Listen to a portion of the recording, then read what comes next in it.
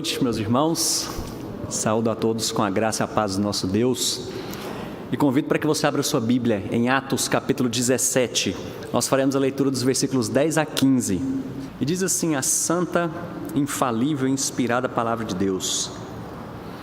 E logo, durante a noite, os irmãos enviaram Paulo e Silas para Bereia. Ali chegados, dirigiram-se à sinagoga dos judeus. Ora, estes de Bereia eram mais nobres que os de Tessalônica, pois receberam a palavra com toda avidez, examinando as Escrituras todos os dias para ver se as coisas eram de fato assim. Com isso, muitos deles creram, mulheres gregas de alta posição e não poucos homens. Mas, logo que os judeus de Tessalônica souberam que a palavra de Deus era anunciada por Paulo também em Bereia, foram lá excitar e perturbar o povo. Então, os irmãos promoveram sem detença a partida de Paulo para os lados do mar. Porém, Silas e Timóteo continuaram ali. Os responsáveis por Paulo levaram-no até Atenas e regressaram trazendo ordens a Silas e Timóteo para que o mais depressa possível fossem ter com ele. Vamos orar mais uma vez? Santo Deus, bendito Pai, obrigado porque o Senhor nos dá o privilégio de estarmos diante do Senhor nesse momento, prestando esse culto a Ti. Obrigado porque o Senhor nos ouve, obrigado porque nós podemos cantar, nós podemos falar contigo e agora, nesse momento, meditar na Tua santa palavra. E eu rogo para que o Teu Santo Espírito continue a nos conduzir e ajuda-nos, ó Pai, a termos essa avidez por conhecê-lo, por conhecer a Tua revelação. Ajuda-nos, ó Pai, dá-nos discernimento para examinarmos tudo, ó Pai, o que temos aprendido e tudo o que fazemos de acordo com essa Tua santa palavra. Ajuda-nos a viver por ela, ó Pai. Nós oramos assim, rogando isso no nome santo e precioso do nosso Senhor e Salvador Jesus Cristo. Amém. A Bíblia é a nossa única regra de fé e prática. Essa frase é muito conhecida no nosso meio e eu creio que existem algumas outras confissões também, algumas outras denominações que creem exatamente nisso. Se você é membro dessa igreja, um dia você esteve aqui à frente afirmando exatamente isso, que você crê que as Sagradas Escrituras, Bíblia, Palavra de Deus, ela é a única regra de fé e de prática para a sua vida. E nisso nós queremos falar que ela é a autoridade final, regra infalível e que nós não dependemos de outras autoridades para conduzir a nossa vida, a nossa fé e a nossa jornada. E essa declaração ela está enraizada na suficiência das Escrituras. Nós lemos um texto aqui na liturgia, em 2 Timóteo 3, falando que toda a Escritura, toda ela é inspirada por Deus e útil para nos conduzir diante não só da nossa fé, do nosso conhecimento, mas ela nos torna maduros para a prática de toda boa obra, nas quais o próprio Deus de antemão já preparou para nós. Então nós entendemos diante dessa frase que essa palavra, que a Sagrada Escritura, ela é a nossa regra de fé e de prática. E não somente isso, ela é a única. Isso não significa que nós não temos outras fontes de conhecimento dentro das áreas de saber, mas isso quer dizer que essa Escritura é de onde a gente pauta todo o restante da nossa vida, não só em relação ao conhecimento, mas claro, como eu tenho falado aqui, diante da nossa prática. E se um dia você pretende se tornar membro dessa igreja e ainda não é, saiba que você vai precisar afirmar exatamente isso. E eu quero que a gente possa pensar diante não dessa frase, mas diante da igreja de Bereia, como que isso funcionava de fato numa igreja que tinha a Bíblia como única regra de fé e de prática para si. E Paulo vem trazer para nós exatamente essa ideia de como que eles lidavam com a palavra de Deus, como que eles lidavam com pregadores, como que eles lidavam com a vida cotidiana deles, baseada e pautada nessa palavra. Para a gente entender um pouquinho melhor como é que nós chegamos, ou na verdade como é que o apóstolo Paulo chegou nessa cidade de Bereia, a gente precisa voltar um pouquinho. Eu te convido para a gente poder caminhar em relação à história, de acordo com o que Atos nos narra aqui, e a gente volta lá para o capítulo 15. 14, e eu quero que você tente imaginar essa cena, porque estava acontecendo ali uma controvérsia entre gentios e judeus a respeito da circuncisão, se deveriam ou não ser circuncidados, a respeito de Jesus Cristo, aqueles que criam no Senhor Jesus Cristo, se eles deveriam continuar com essa prática da circuncisão. Mas não somente isso, eles também estavam com dificuldades a respeito de comida oferecida a ídolos e algumas outras coisas, alguns outros temas também. Então, alguns homens, presbíteros eleitos, os próprios apóstolos, alguns discípulos se ajuntam num concílio para pensar a respeito desses temas. É exatamente, só para a gente poder pensar um pouco aqui, de onde que nós tiramos esse nosso sistema conciliar presbiteriano. Um dos textos que nos apoia diante do nosso sistema de governo e como que a igreja presbiteriana funciona é exatamente isso daqui. Gente que se reunia para conversar, debater, aprofundar no estudo da palavra de Deus diante de alguns assuntos cotidianos da igreja. Mas agora eles precisavam levar as decisões que eles tinham tomado para as outras igrejas. Então eles se espalham, precisam se espalhar por todas as outras igrejas que haviam. Nesse momento, Paulo tem uma certa dificuldade ali com Barnabé, porque Barnabé queria levar um homem lá que Paulo não estava concordando muito. Então fala, quer saber? Vamos cada um para um rumo, né? Assim a gente espalha. Paulo então pega Silas e desce para Síria, para Cilícia. Barnabé vai com João Marcos e vai para outra parte de Chipre, e assim eles começam a levar essas notícias, as decisões desse concílio para as outras igrejas. A Bíblia aqui nos narra que Paulo, a ideia e o intuito de Paulo era voltar provavelmente para as igrejas que ele tinha plantado na primeira viagem missionária. O capítulo 15 narra exatamente o fim dessa primeira viagem missionária, de igrejas que ele visitou, plantou, deixou ali líderes, uma igreja firme nessas cidades, mas agora provavelmente ele está querendo voltar para essas igrejas para anunciar essas decisões. Só que eles chegam numa cidade chamada Troade, e ali Deus muda completamente os planos dele, porque então tem uma visão. Paulo tem uma visão de um jovem macedônico falando: Paulo, passa para Macedônia, vem aqui, nós estamos precisando de ajuda. Paulo então claramente entende, percebe a voz de Deus naquele momento. Então eles pegam o navio e vão agora para outra parte. Paulo querendo visitar e voltar para a Ásia, mas agora Deus os leva para a Europa. E onde então eles chegam numa cidade chamada Filipos. E ali a gente tem também fatos muito conhecidos que acontecem. O primeiro grande fato ali nessa cidade de Filipos é a conversão da vendedora de púrpura, Lídia, e toda a sua família. Logo em seguida tem a cura de uma jovem adivinhadora. E homens usavam dessa mulher para ganhar dinheiro, para ter lucro diante da possessão demoníaca que ela tinha.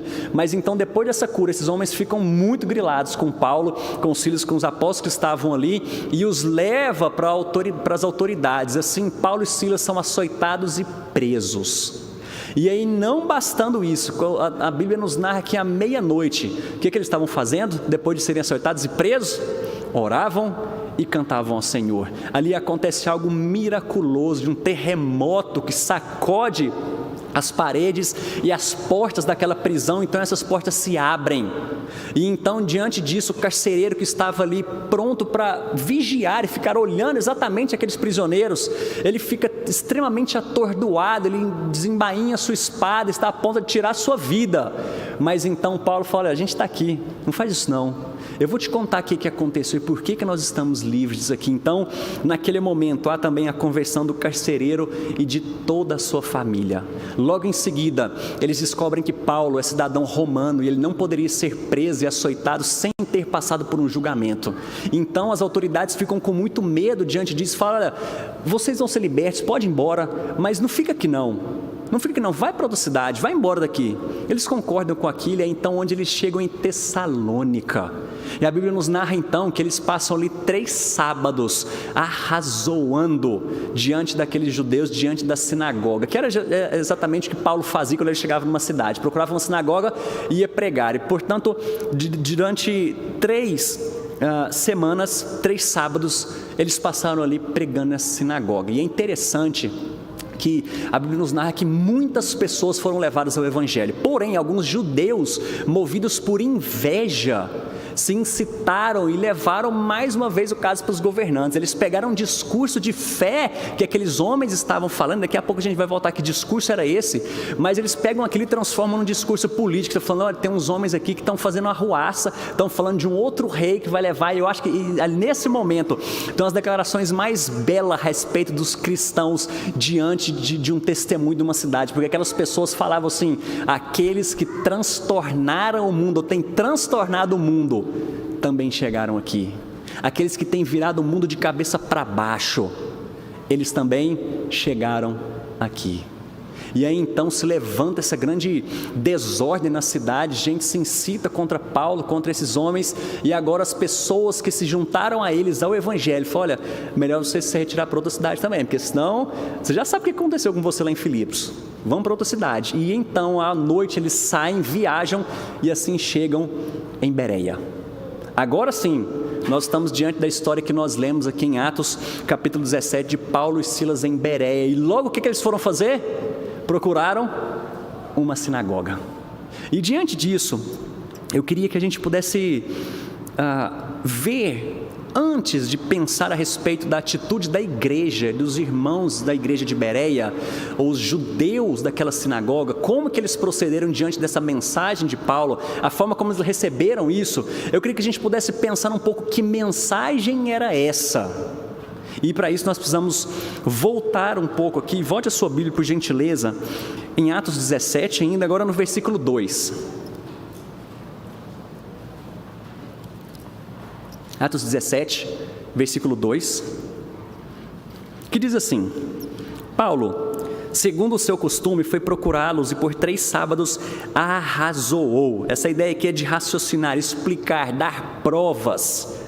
Arrazoou com eles acerca das Escrituras, expondo, olha só o que é o arrazoar aí, expondo e demonstrando, agora a mensagem que ele diz, ter sido necessário que o Cristo padecesse e ressurgisse dentre os mortos, e esse, dizia ele, é o Cristo, Jesus, que eu vos anuncio. A grande mensagem que eles pregavam, e claro que a narrativa a respeito de Bereia não nos fala qual era essa mensagem, mas a gente não tem, acho que creio que nenhum motivo para pensar que era uma mensagem diferente dessa que foi pregada em Tessalônica, a não ser quando a Bíblia narra do próximo episódio que eles vão para Atenas. Ali eles estão diante de grandes filósofos, é uma comunidade completamente diferente dessa que eles estavam, e agora ele começa a falar o Deus desconhecido, e o discurso de Paulo muda, porém a essência da sua mensagem é exatamente a mesma que ele está falando aqui, que Cristo, Jesus, é o Messias, aquele que foi prometido Salvador em todo o Antigo Testamento, e esse Senhor, esse Salvador prometido, ele é um servo sofredor, ele não é esse servo político, ele não é esse Messias político que muitos esperavam para que trouxesse a salvação e a libertação do povo de Israel da opressão de povos inimigos. Mas agora ele está dizendo, é necessário que esse Jesus padecesse. É interessante a gente poder observar alguns detalhes dessa história aqui, porque ele fala que foi necessário, o versículo 3 diz isso para nós, ter sido necessário que o Cristo padecesse e ressurgisse dentre os mortos. Isso precisa chamar a nossa atenção, da necessidade de um ato salvífico a partir de Jesus Cristo. Tudo que nós vemos aqui, toda essa mensagem, ela está cercada a respeito da soberania e do cuidado de Deus diante da história da salvação do seu povo. Agora, o que eu acho incrível em tudo isso daqui, se a gente pegar todo o livro de Atos e narrando, tem a história de um homem chamado Estevão. Eu acho que talvez todos aqui vão lembrar, a maioria vai lembrar de Estevão. O que aconteceu com Estevão? Foi apedrejado. Por quê? Estava pregando um Jesus, que é Cristo, o Messias, que precisava sofrer, padecer e ressuscitar, e esse era o rei dos judeus. Por causa dessa mensagem, Estevão foi apedrejado. Eu não sei se vocês lembram, provavelmente sim, de uns detalhes, que a roupa de Estevão foi lançada nos pés de um homem. Quem que era esse homem? Lembra? Que consentiu com a sua morte? Paulo. esse mesmo homem que está escrevendo essa mensagem, que um dia esteve diante de Estevão, não crendo nessa mensagem, consentiu com a morte dele, porque Estevão pregava um Jesus Cristo que era necessário padecer, morrer numa cruz e ressuscitar, e esse é o Messias prometido. Agora veja como o Evangelho muda completamente a vida de uma pessoa. Esse Paulo que antes era perseguidor, blasfemo, que consentia com a morte de cristãos por causa dessa mensagem, agora é ele pregando essa mensagem. Então, ele fala exatamente dessa necessidade de padecer e ressuscitar. E eu tentei enumerar aqui algumas poucas razões por que a Bíblia fala que era necessário que Jesus padecesse. E claro, a gente tem muitas outras, mas eu quero me concentrar aqui em poucas delas. A primeira delas é que foi necessário Jesus padecer, porque isso era cumprimento de profecia, isso era o cumprimento da própria palavra de Deus. Por exemplo, a gente começa essa história lá em Gênesis capítulo 3, versículo 15, que diz: porém inimizade entre ti e a mulher, e a tua descendência e o seu descendente, este te ferirá a cabeça, e tu lhe ferirás o calcanhar. O anúncio do sofrimento, do padecimento que Jesus teria diante daquela cruz. Por isso que era necessário que Jesus padecesse, porque isso foi já profetizado a respeito dele. E quando a gente pega outros textos, por exemplo, Salmo 22, Isaías 53, quando Jesus vê o fruto do seu penoso trabalho, tudo isso sendo anunciado, o seu sofrimento. É por isso que ele está dizendo, é necessário que Jesus padeça. Mas também a gente pode ver que é por causa da aliança de Deus. Não sei se vocês se lembram em Gênesis capítulo 15, quando Deus está diante de Abraão, então ele pede para que Abraão cortasse um animal ao meio, e Deus passa por entre esses animais, ele reafirma, ele reitera a sua aliança, a promessa que ele havia feito desde o início com Adão, dizendo: eu sou o seu Deus e você, meu povo. E aqui nós temos um combinado, nós temos um trato, uma aliança, de que eu serei fiel a vocês, e o que eu quero é que vocês sejam fiéis a mim. E se houver desobediência por um dos lados, o que vai acontecer é isso aqui: morte e derramamento de sangue. Mas quando Deus passa por aqueles animais reafirmando a sua aliança, Ele está comprometido, Ele é a garantia de que Ele mesmo, como Deus, ser supremo, perfeito, Ele cumpriria a parte dele, sabendo que o homem não cumpriria. Portanto, deveria haver morte e derramamento de sangue. Por conta dessa aliança, o que foi necessário que Jesus fizesse? Morresse e derramasse o seu sangue. Por conta dessa aliança é que agora Paulo está falando, é necessário que esse Cristo padeça. E por último, é justamente por causa do nosso pecado. Por causa desse pecado que eu e você cometemos, por causa da nossa culpa, por causa da penalidade do pecado, que é o salário do pecado, morte. Agora Jesus teve que padecer em nosso lugar, coisa que nós não, ou jamais, conseguiríamos fazer. Agora Jesus perfeito, o Cordeiro perfeito, Ele sim foi entregue naquela cruz, e foi necessário que Ele morresse. Mas o texto não fala só isso, dele padecer, sofrer e morrer, mas fala dele ressurreto. Jesus ressuscitou, e foi necessário Jesus ressuscitar, porque ali Ele venceu a morte. E quando Ele é ressurreto, várias pessoas viram, e Jesus agora subindo ao céu, essas pessoas ouvindo o anúncio de Jesus: eu estou indo preparar morada, e na casa do meu Pai há muitas moradas, e eu vou voltar para buscar vocês. Por isso que Ele está dizendo aqui que era necessário que Cristo padecesse e ressurgisse. E quando Ele afirma isso, Ele termina com algo assim essencial, porque Ele fala: esse Jesus, o Cristo, o Messias, o prometido no Antigo Testamento, é que eu estou anunciando para vocês. Isso aqui provavelmente foi um escândalo muito grande para aqueles que esperavam um libertador, para aqueles que esperavam um Jesus político, um ser que governaria nesse mundo, mas Jesus vem e fala: meu reino não é desse mundo não. E é interessante como essa mensagem é exatamente aquela que o próprio Jesus prega. Lucas, que é o autor tanto de Atos aqui quanto do Evangelho, ele vai afirmar exatamente isso, mostrando que Jesus sempre falava a respeito disso, que era necessário que Jesus viesse, padecesse, morresse, até que Pedro fala assim: Senhor, não. E aí o que Jesus Cristo fala para ele? Arreda, porque é necessário que Cristo padeça e ressuscite, para cumprir exatamente tudo isso que nós falamos. Mas então, depois, diante dessa mensagem que Paulo prega nessa cidade, agora a gente pode virar os nossos olhos e ter um foco agora na reação da igreja e dos crentes de Bereia, dos judeus de Bereia, diante dessa situação. E o versículo então 11 mostra para nós qual foi essa reação. Diz assim: ora, estes de Bereia eram mais nobres que os de Tessalônica, pois receberam a palavra com toda a avidez, examinando a Escritura todos os dias, para ver se as coisas eram de fato assim.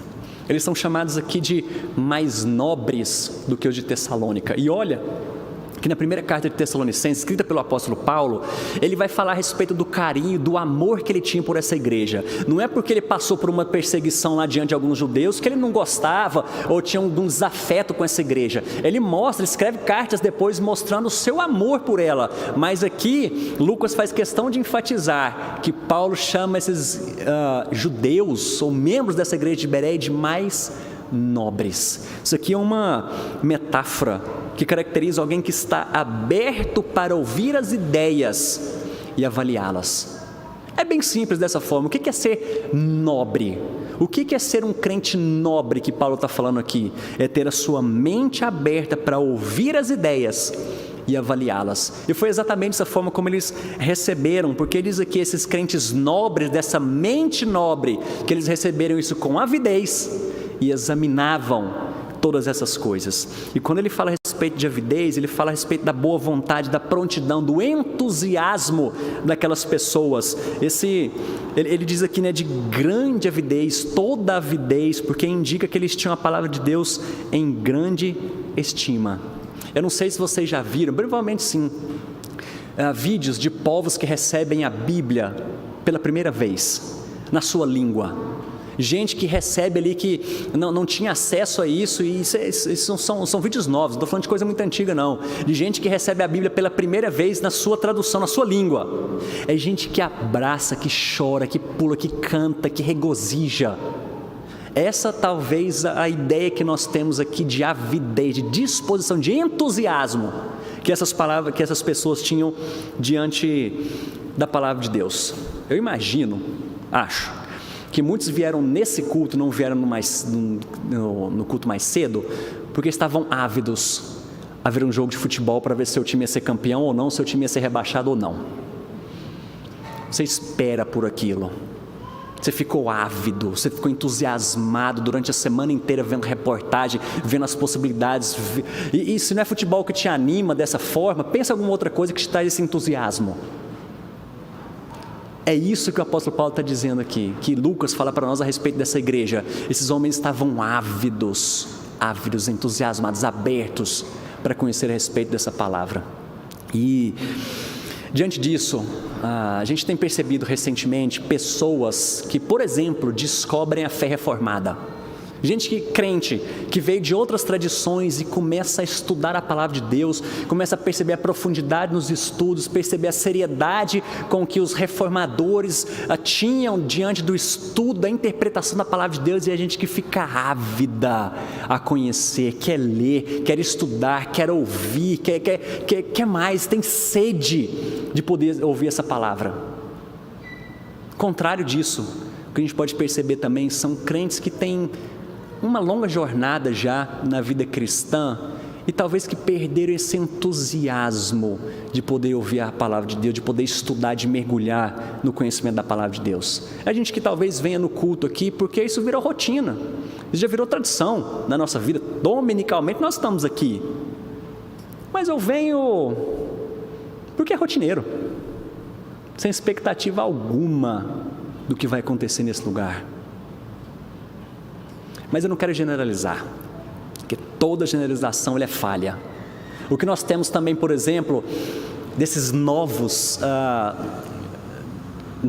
membros de igrejas reformadas, é porque além desse conhecimento e avidez, talvez eles se tornam ferozes. É uma velocidade, por exemplo, diante de rede social, que agora eles se tornam completamente belicosos e não pode ouvir nada que é contrário à sua fé, que ele não aceita e quer atacar e quer repugnar, quer anular. Ou talvez do outro lado a gente tem gente também, talvez não, é certeza que a gente tem também pessoas que caminham um longo tempo na igreja e são crentes maduros, é gente fervorosa, gente piedosa que ama a palavra do Senhor e não se cansa de ler ano após ano a Sagrada Escritura. A gente pode encontrar esse tipo de contratos aqui, eu só estou querendo exemplificar para vocês o que era essa avidez, essa disposição em ouvir a palavra. Mas não só isso, eles não mostram só essa disposição, mas a gente vê a forma como eles tratam o conhecimento e a palavra. E o texto diz para nós que eles examinavam todos os dias as Escrituras para ver se as coisas eram assim. Esses crentes, eles cavavam fundo na Sagrada Escritura, na mina sagrada, e eles fizeram não ocasionalmente, mas constantemente. Eles pesquisavam as Escrituras diariamente, com incansável assiduidade, como aqueles que estavam empenhados em descobrir o ouro puro da verdade divina. E assim, nós somos chamados também a verificar a verdade do Evangelho examinando as Escrituras. Perceba que o que Lucas está nos mostrando aqui é que os crentes ali usavam a mente. Ele está falando de intelecto. O John Stott tem um livrinho bem curtinho, muito bom, chamado Crer é também Pensar. Perceba que no começo estava envolvida emoção, quando ele diz que eles receberam com avidez, com entusiasmo, mas essa emoção não era desacompanhada do intelecto.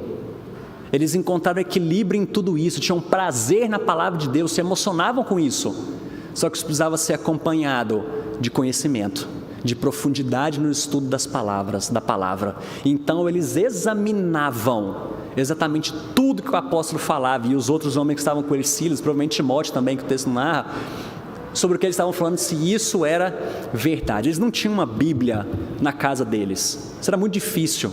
Existiam os rolos, pergaminhos, provavelmente estavam na sinagoga, então eles voltavam na sinagoga diariamente para poder pesquisar, e provavelmente diante dos rabinos, ou diante deles mesmos, essas pessoas que ouviram, ficavam fazendo perguntas: gente, será que é isso aqui mesmo? Vamos examinar as Escrituras para ver se o que eles estão falando, o que ele está falando a respeito de Cristo, esse prometido, é verdade que foi anunciado no Antigo Testamento. E era exatamente esse o ponto que eles faziam aqui. E é interessante como essa história se parece com a de Jesus Cristo, porque onde ele chegava, ele anunciava exatamente essa mensagem. Por um lado, pessoas eram convertidas ao Senhor, a Ele mesmo. Por outro lado, perseguição, até que isso gerou morte. Paulo não fugia muito da estratégia que o próprio Senhor Jesus tratava aqui. E a gente, concluindo, e eu quero me aprofundar um pouco mais em algumas aplicações aqui para nós diante disso. Nós não sabemos exatamente por que Paulo não escreve depois uma carta para a igreja de Bereia, porque para muitas outras que ele foi, ele escreveu cartas, mas eu imagino, essa é uma suposição minha, de que as outras cartas que ele escreve sempre são acompanhadas de algum dilema, algum problema que estava acontecendo na igreja. Ele escrevia sobre a alegria, sobre a felicidade, sobre o contentamento, sobre o amor que ele tinha, mas algumas dificuldades que as igrejas passavam. Mas eu imagino que esses crentes de mente nobre, ao examinarem diariamente as Escrituras, traziam bem menos problemas para que um apóstolo tivesse que escrever uma carta. Quando nós temos essas mentes nobres, nossas igrejas se tornam saudáveis, porque nós nos aprofundamos, porque nós temos avidez por essa palavra. E aí eu quero trazer algumas aplicações para nós diante disso. Em primeiro lugar, talvez para você que chegou aqui nessa noite, veio convidado, ou às vezes veio até forçado para cá, ou não, estava simplesmente passando e resolveu entrar numa igreja, e é completamente cético, duvidoso a respeito dessa palavra. O que Paulo e os outros homens faziam, e a igreja de Tessalônica traz esse termo de que eles foram persuadidos.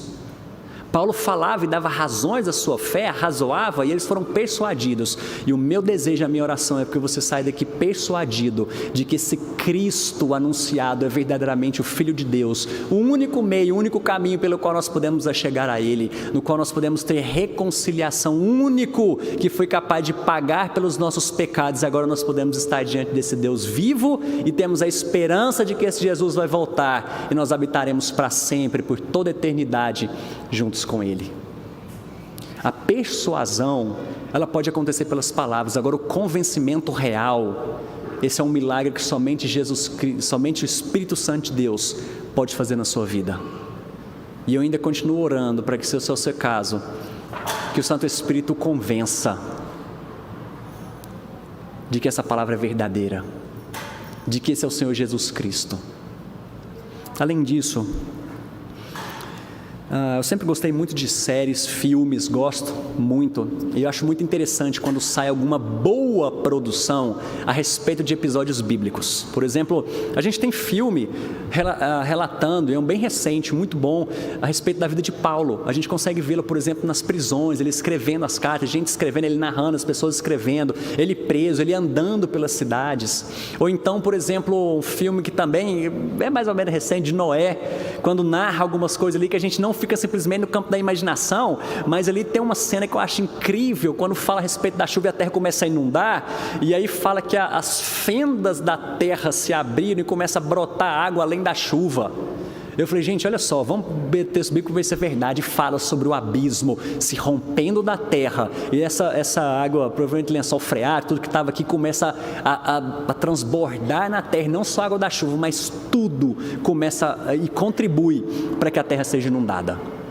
A gente tem, por exemplo, acho que talvez o mais chocante para nós é A Paixão de Cristo, dirigido por Mel Gibson, que quando a gente vê as cenas de Jesus apanhando, as cenas finais, e quando em câmera lenta ele toma uma chicotada, e quando o soldado puxa ali aquele chicote, pedaços da pele de Jesus saem, a gente começa a imaginar, talvez imaginar só não, mas a gente percebe um pouco do que Jesus passou.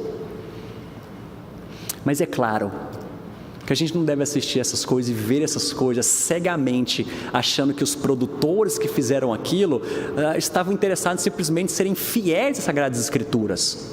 Envolve um monte de coisa por trás disso. E eu quero trazer isso mais para perto de nós. Por exemplo, tem uma emissora nacional que produz muita coisa, muito conteúdo relacionado com histórias bíblicas, que inclusive está passando uma agora. Mas o que eu te indico a fazer isso diante do que nós ouvimos aqui? Use as Escrituras para assistir aquilo, e não o contrário, assista as Escrituras baseado naquilo. Esse é o grande perigo que a gente corre. O problema, acho que não é nem você estar assistindo aquilo, porque é interessante, como eu disse para vocês, é interessante a gente poder visualizar e tentar vislumbrar o que foi um pouco esse período bíblico, né? Vestimentos, locais, falas, personagens. Mas use a Bíblia, use um bom comentário, use uma boa Bíblia de estudo, para você ver se de fato aquilo procede ou não, se aquilo tem a ver com a sua fé ou não. Porque muita gente usa aquilo e começa a debater evangelho de acordo com aquilo que viu, e não o que a Sagrada Escritura falando, você viu, mas a novela mostrou. Então é assim, tem gente pesquisando por trás daquilo, tem pesquisador, tem gente inteligente por trás daquilo que está produzindo. Mas isso está na Escritura? Isso tem a ver com a nossa fé? Cheque sempre essas verdades, mas não somente isso. Verifique diante das Escrituras, não somente filmes, novelas, essas coisas, mas verifique as Escrituras diante de todas as áreas da sua vida. Nós somos teoricamente bons para analisar sermões, para verificar se foi bom ou não, mas como é que isso funciona diante daquilo que você vive no dia a dia? Você é pautado na Escritura para examinar a sua vida, examinar todas as áreas da sua vida, o seu trabalho, o seu relacionamento, a sua família. Quem tem ditado a fome e o conhecimento? Eu não estou dizendo aqui de forma nenhuma para você não ter outras fontes de conhecimento dentro da sua área de saber, como eu disse. Mas agora o que pauta por detrás de tudo isso precisa ser a Sagrada Escritura. Não é só análise de sermão, mas eu quero abranger isso aqui. É análise de todas as áreas da nossa vida. Você fez uma confissão. Se você é membro dessa igreja, você fez uma confissão de que a Bíblia é a única regra de fé e de prática para a sua vida. Isso não pode ser simplesmente uma regra de fé, mas ela é de prática. E assim a gente corre o perigo, talvez, de assistir centenas, milhares de sermões, e agora a gente tem um grande privilégio de poder ouvir isso pela internet, grandes pregadores, mas às vezes a nossa mente está enchendo, e isso não está descendo para o coração. E eu entendo que a Bíblia, a Escritura, é a minha única regra de fé, mas e a prática? Em que você tem pautado? Além disso, muitas vezes eu quero pensar aqui agora a forma como aqueles judeus de Bereia receberam o apóstolo Paulo. Perceba que eles eram homens que transtornaram o mundo. Era gente que a fama já corria por toda aquela região, gente que estava causando um certo alvoroço por causa da mensagem que eles pregavam. Mas eles receberam e analisaram a palavra. O que eu quero dizer com isso? Porque muitas vezes nós desprezamos ou menosprezamos pregadores anônimos em detrimento de ouvirmos somente os grandes e conhecidos. Isso demonstra a forma como nós recebemos a palavra. E eu quero mais uma vez tentar encontrar equilíbrio nisso daqui, porque muitas vezes eu sei que é difícil, tem gente que é difícil de ouvir.